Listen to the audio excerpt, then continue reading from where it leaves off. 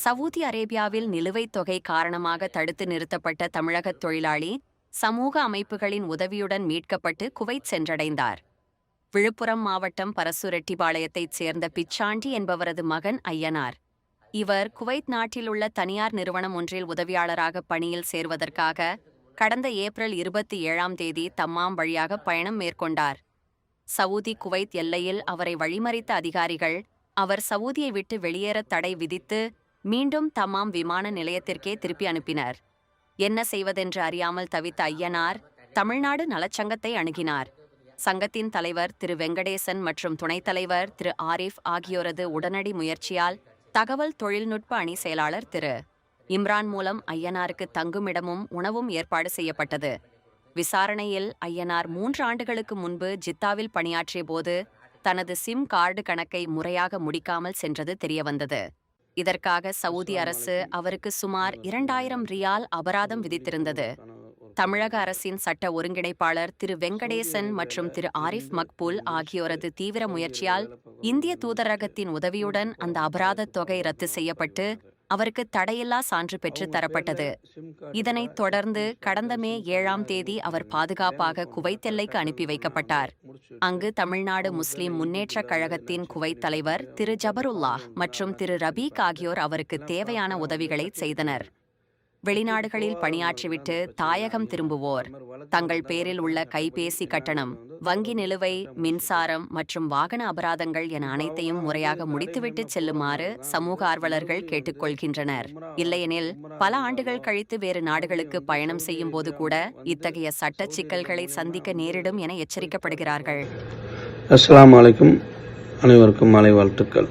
ஒரு விழிப்புணர்வுக்கான ஒரு பதிவு தான் இது. சவுதி அரேபியாவில் இருந்து இங்கே முடிச்சுட்டு சவுதி அரேபியா வேலை பார்க்குறவங்க இங்கே முடிச்சுட்டு ஊருக்கு போகிறவங்க, தாயத்துக்கு போகிறவங்களுக்கான ஒரு பதிவு தான் இது.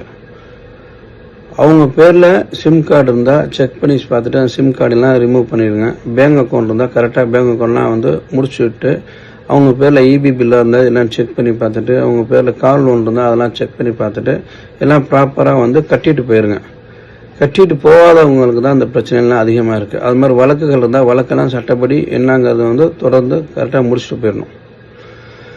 இப்போ அவங்கெல்லாம் இந்த அரைகரமாக போகிறதுனால தான் மறுபடியும் ஒரு உம்ரா வந்தாலோ மறுபடியும் சவுதி அரேபியா சவுதி அரேபியா மூலியமாக குவைத்தா இருக்கட்டும், கத்தாராக இருக்கட்டும், துபாயாக இருக்கட்டும், பஹ்ரைனாக இருக்கட்டும், இது மாதிரி இடத்துக்கு பணிக்கு போகிறவங்களா இருக்கட்டும், இல்லை அங்கேருந்து தர வழியில் தமாம் ஏர்போர்ட் போகிறவங்களா இருக்கட்டும், அவங்களுக்குலாம் அந்த ஃபிங்கர் வைக்கிறப்ப தெரிஞ்சு போயிடுது. அவங்க பேரில் ஏற்கனவே சிம் இருக்குது, அவங்க பேரில் இஜார் இருக்குது, அவங்க பேரில் இபி பில் பேலன்ஸ் இருக்குது. அதெல்லாம் வழக்கு இருக்கனால அந்த வழக்கு எந்த ஊரில் இருக்குன்னு தெரிஞ்சு கரெக்டாக அது அந்த ஊருக்கு போய் பணம் கட்டுற மாதிரி ஒரு சூழ்நிலை வந்துடுது. இப்போ இதை கண்டுபிடிக்கிறதே 2 நாள் ஆகிரும். அதனால் உங்களுக்கு தெரியும், நீங்கள் வேலை பார்க்குறவங்க எந்த ஊரில் இருக்கீங்களோ அந்த ஊரில் கரெக்டாக அந்த சிம்மு அந்த வீட்டு வாடகைலாம் செக் பண்ணி பார்த்துட்டு கரெக்டாக முடிச்சுட்டு போயிருங்க. இப்போ சமீபத்தில் இந்த வளைகுடா நடக்கிற பிரச்சனை எல்லாத்துக்கும் தெரியும். அதனால் குவைத் வழியாக இங்கே தமாம் ஏர்போர்ட்டுக்கு வரவங்களா இருக்கட்டும், தமாம் ஏர்போர்ட்லேருந்து தர வழியாக குவைத்துக்கு போகிறவங்களா இருக்கட்டும், சேம் இதே மாதிரி தான் குவைத் கத்தாருக்கும் நான் சொல்கிறேன், நம்ம பஹ்ரைனுக்கும் சொல்கிறேன். இப்போ அவங்கெல்லாம் ஒன்று இப்போ குவைத்துலேருந்து இங்கே தமாம் ஏர்போர்ட்டில் நுழைஞ்சு தாயகத்துக்கு போகிறவங்க ஃபிங்கர் வைக்கிறப்போ அவங்க தெரிஞ்சிடுது. அவங்க பேரில் சிம்மு ஏற்கனவே 2 வருஷம் 3 வருஷம் முன்னாடி வேலை பார்த்துருப்பாங்க, சிம்மு எடுத்துருப்பாங்க, அவங்க பேரில் கேஸ் இருக்குது. அவங்க கேஸ்னால அந்த கேஸை கண்டுபிடிக்கிறது 3 நாள் ஆயிடுது. 3 நாள் அந்த விசா எக்ஸ்பயர் ஆயிடுது, அதுக்கு ஃபெயின் வந்துடுது. அவங்க அதுக்கப்புறம் கஷ்டப்பட்டு அப்புறம் நம்ம தமிழ் சங்கம், நம்ம தமிழர்கள் மூலியமாக உதவி கிடைச்சி அதுக்கப்புறம் ஊருக்கு போகிறாங்க.